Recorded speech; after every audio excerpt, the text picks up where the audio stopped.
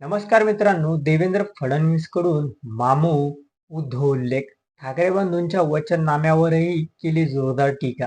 काय आहे ही बातमी आपण सविस्तर या चॅनलच्या माध्यमातून बघणार आहोत. चला तर मग मी सचिन नाईक आणि तुम्ही बघत आहात आपली राजनीती चॅनल. राज्यातील 29 महापालिका निवडणुकीसाठी आता प्रचाराला सुरुवात झाली असून सत्ताधारी आणि विरोधक एकमेकांवर आरोप प्रत्यारोप करताना दिसत आहेत. परंतु सर्वांचं लक्ष मुंबई महानगरपालिकेवर लागलं आहे. कारण मुंबई महानगरपालिका ही आशिया खंडातील सर्वात श्रीमंत महापालिका आहे. त्यामुळे या महापालिकेवर आपली सत्ता यावी यासाठी ठाकरे बंधू एकत्र आले आहेत. तर दुसरीकडे भाजप, शिवसेना, शिंदे गट एकत्र आले आहेत. याच पार्श्वभूमीवर आज 4 जानेवारी मुख्यमंत्री देवेंद्र फडणवीस यांनी मुंबई बाह्य महानगरपालिका निवडणुकीच्या प्रचारार्थ मुंबईतील कांदिवली येथे जाहीर सभा घेतली. यावेळी त्यांनी ठाकरे बंधू प्रसिद्ध केलेल्या वचननाम्यावर जाहीर टीका केली आहे. तर शिवसेना ठाकरे गटाचे प्रमुख उद्धव ठाकरेंच्या मामू उद्धव असा उल्लेखही केला आहे. सभेला संबोधित करताना देवेंद्र फडणवीस म्हणाले की आज सकाळी एक वचननामा जाहीर झाला.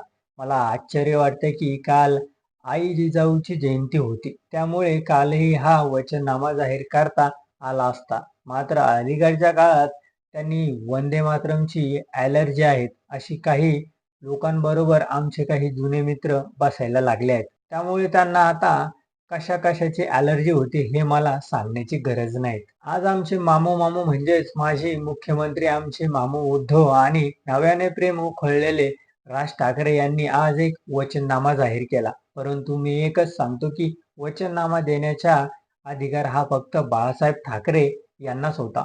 त्यामुळे आज जाहीर झालेला वचननामा नव्हता, तर तो वाचूननामा होता. पण खरं तर त्यांनी काय वाचलं हे त्यांनाही माहीत नाही, अशी बोचरी टीका फडणवीस यांनी उद्धव ठाकरेंवर केली.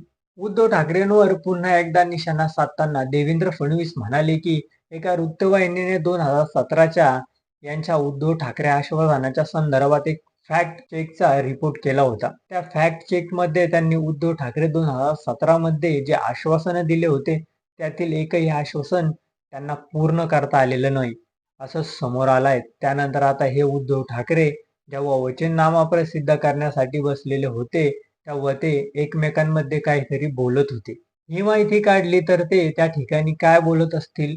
झूठों ने झूठों से कहा सच बोलो, अरे भाई दो भाई एक ऐलान हुआ सच बोलो, घर के अंदर झूठों की एक मंडी है, दरवाजा पर लिखा है सच बोलो, अशा पद्धतीने पुन्हा एकदा या ठिकाणी 25 वर्ष काम केल्यानंतर देखील नव्याने पुन्हा त्याच गोष्टी सांगताना जनाची नाही तर मनाची तरी वाटली पाहिजेत, अशा शब्दात देवेंद्र फडणवीसनी त्यांच्यावर जोरदार हल्लाबोल केला. तर तुम्हाला काय वाटतं हे आमच्या चॅनलच्या कमेंट बॉक्समध्ये नक्की कळवा आणि व्हिडिओ आवडला असेल तर चॅनलला लाईक आणि सबस्क्राईब करा. धन्यवाद.